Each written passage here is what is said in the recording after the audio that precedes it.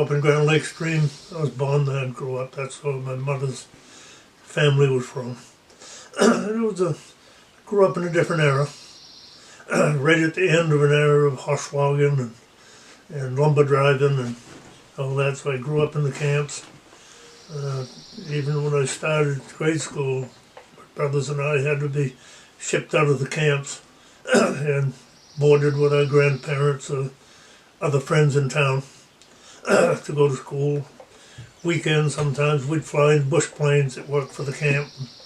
So we'd go in another camp with the bush planes, mostly on the Grand Lake watershed.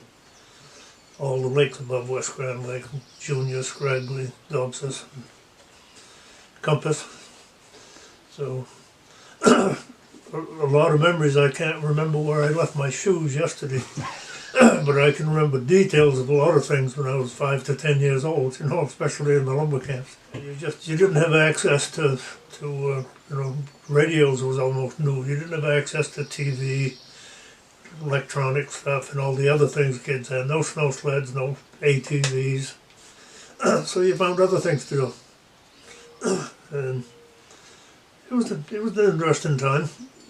Can't call it the good old times, because everything in life improves, makes it easier, people. In my opinion, it's gone too far, making it easy and more enjoyable, especially for young people. They're missing so much of growing up with the right values and motives, for what they do. And so it's just different. That's a long story in itself. And, it's kind of, where I grew up, you're kind of limited. You're not exposed to other things. And I wasn't around wealthy people. There was almost nobody in the town I grew up in that could afford to send kids to college. So it was just deciding on your own. So a lot of them stuck with the outdoor activities. One of the dreams of young kids where I was, instead of cutting trees, working in the woods, was being a game warden or a forest ranger or a fire warden, just outdoor activities. That's what we was attracted to. So I was lucky enough to get started. Out of high school, I went to work with the wardens as temporary game wardens, got started. Then I was just there a year or two and got a chance to go into forestry. And then it wasn't general forestry, it was the forest fire control business. That was a part of the overall Forest Service, but it was separated really, budget-wise and everything. In Maine, forest fire control in the unorganized areas was pretty much paid for and directed by the big landowners, the large landowners that owned the mill and the land. And at that time, and still today, Maine, there's more privately owned land in Maine, I believe still, than there is any other state in the country. By far, way more. Like all your western states, Alaska, are primarily federal government land. Yeah. And states mixed up in it, and like I said, Maine's unique in that way. So the landowners had political control of things like the Maine Forest Service too, because they paid the bills. They paid a per acre tax, so they had a committee that everything happened, state government, they pretty much was controlling. So that was a huge change in my time when that happened, and not good, I don't think. I think it was good when the landowners were involved because they had the direct interest in protecting the land. They owned it, and thousands of people making their living off the mills and the logging. And when they lost control of that, then the government's the only one left responsible for everything. The land trust groups was in Ernest can correct me on this, but probably I'd say in the 70s mostly, or the late 70s and through the 80s. The paper industry and the lumber business, everything started faltering a little bit, whatever. Anyway, it ended up where probably a half a dozen of the larger companies in Maine that own millions of acres was having, I think, financial issues running the mills and stuff, so they sold the land off. And Ernest would know better about the reasons and the motives for that than me. but it was a movement that started, that the industry started selling off all land base. They cut wood. And they wasn't losing the wood because they were selling it to investors or people with other motives, other reasons. But when that happened, we lost the motivation for the owners to have a long-term management plan, put money into their lands, you know, looking ahead for the next 50 years or longer. And people that bought it was big investment groups, or people that their primary motive was income, make a profit from the land. So instead of having a company invested in money for 50 years down the road, like plantations and stuff, then we had people looking at probably closer to 10 years to make their money back. And am I on track like that? But it happened at such a large scale. Some of these landowners started closing the lands off, or charging a big fee for the usage, or just closing them. So to make it all, condense that all within 10 to 20 years, that almost caused an explosion in land trusts that's still going on today. You know, from towns and cities forming little minor land trusts with 100 acres to the larger ones. That one of the larger ones that sold for a conservation easement was one of the larger industries sold almost 1 million acres. That was 7 islands, 900 and some thousand acres to restrict all the free stuff the public was getting. That left that restricted like building camps, and to some extent quite a lot of general use. This area here had happened, and when Georgia Pacific was the last industrial owner, and they controlled under 500,000 acres, about 400,000 or so in Maine, and the same amount in New Brunswick. So they followed suit with other landowners and sold the land to people with different motives, with different goals. And knowing they still could get the wood to run the mills. It probably wasn't the preferred way, but evidently they needed the capital or the cash to put into updating mills and equipment. Almost a last resort, but some people had the foresight, they could see things going downhill then. You know, they wasn't going to come back with the same intensity, with owners buying the land that had a motive to manage it long term. So that's, in my opinion, mostly what created the big movement in land trust and conserving lands. You know? How do you think you sort of developed those values, or where did they come from? Was it certain times, or something that happened, or events, or people? Or it's like all young people or kids growing up. They can be influenced somewhat, but it's also a personal thing. People have to create their own values. But being around the right values helps. The right people and the right leadership. And I don't look at it so much as leadership as just observation, just, examples.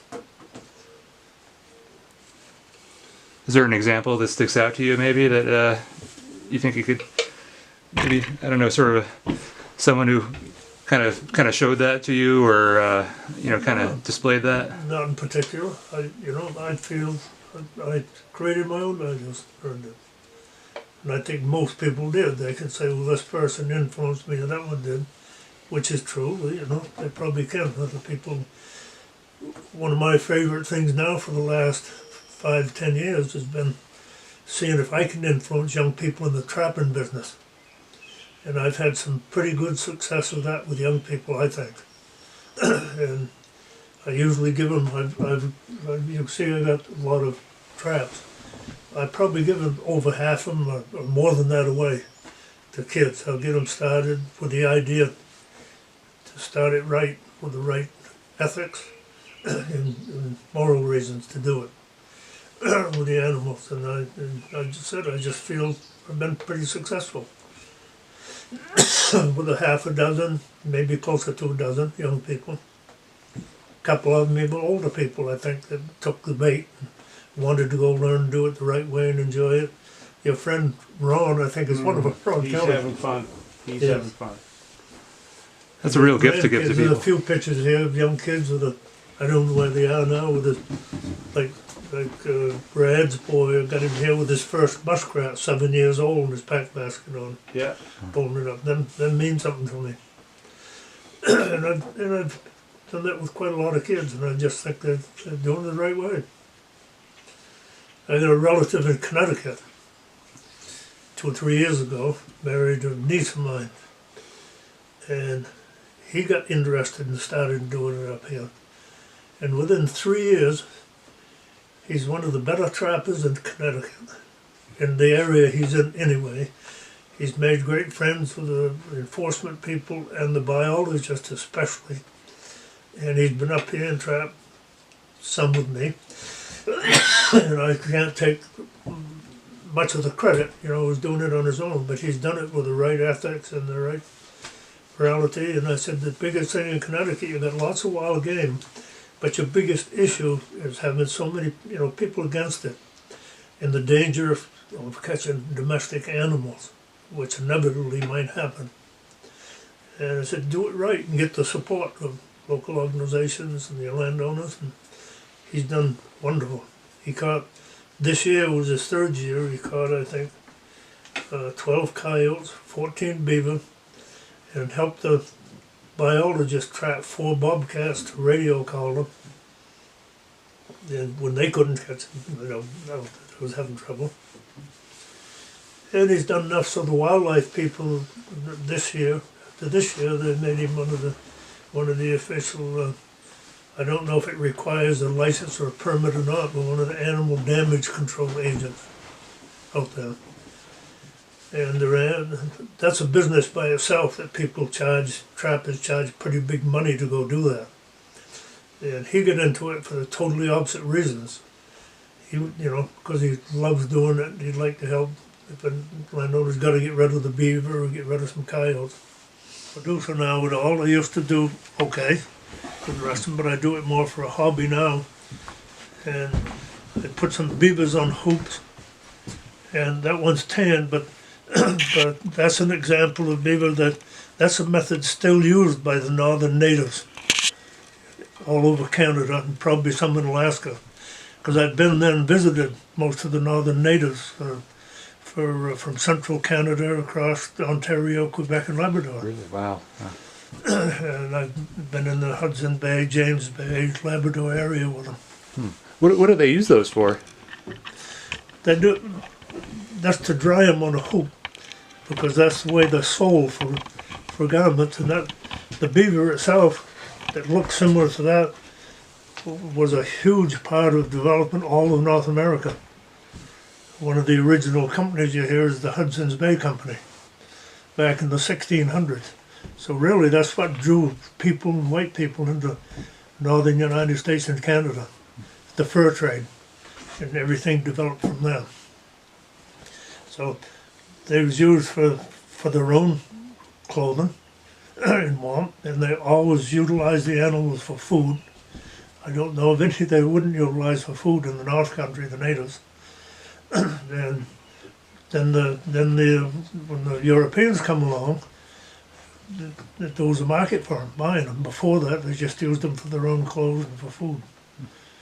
There's some outstanding books to read about the history of the whole fur trade in the United States. There's several of them, but one of them is a series of books. And I think the first one is named Caesars of the Wilderness. And it's about the first trappers and fur trade when they got started in North America. Really interested, that part of it. So other things, there's some animals that don't need to be on the endangered species list and everything, but they're not real plentiful, so they need regulations to control. And somebody's got to be knowledgeable, and that's what our biologists are supposed to be for. You know, to make sure that hunting and trapping regulations don't go overboard. In most cases, they serve an important an important way to keep that species healthy, if it's done right. On it. Coyotes are the most controversial animal, a fur bearer, especially in the northeast right now in Canada, because they're a natural predator. White-tailed deer is one of the natural prey out west, like sheep and cattle. So they've always been pictured as the bad guy, but they never will get rid of them. It's a big issue in Maine, and I think limited trapping and hunting is warranted big time, because there's, some of the biologists have set up really good programs, and to do it right, you concentrate on killing coyotes, eliminating them, and when the deer are under pressure from hard winters, we're kind of on the limit of the white-tailed deer range in New England or northern New England. So that a severe winter can kill off a huge percentage of them. They just don't survive. That's when the coyotes can go in and concentrate on the, and take another big percentage of them out. The beaver is used. The beaver, that's a typical piece of stick or a small tree that a beaver eats the bark off it, and the tiny limbs. Then the beaver uses them sticks to build their dam and their lodge and their house both. So they've used it twice. Then when they're done, sometimes before they're done, I get a hold of it. They make a walking stick. That's the third use. That's a real value-added piece of wood. And then I got another story with that. I still got it right over there. And you know my father-in-law, Eddie, Ernest? Yes. Yes. Well, I made him one. It's got Lucky Eddie on it over there. And he used that for the last 2 or 3 years he was living. It's that straight one, the other one, I think. This one? So Yes. he discovered the fourth use. He used it for a weapon to whack a nurse in the shin in the nursing home. Yeah. Wow. And them are all authentic beaver sticks that they ate the bark, the tooth marks on them. Oh, yeah.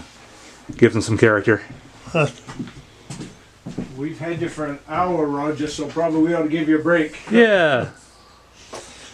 Gosh, thanks so much for sharing everything. I talked more than I was supposed to. No, that was why we're here.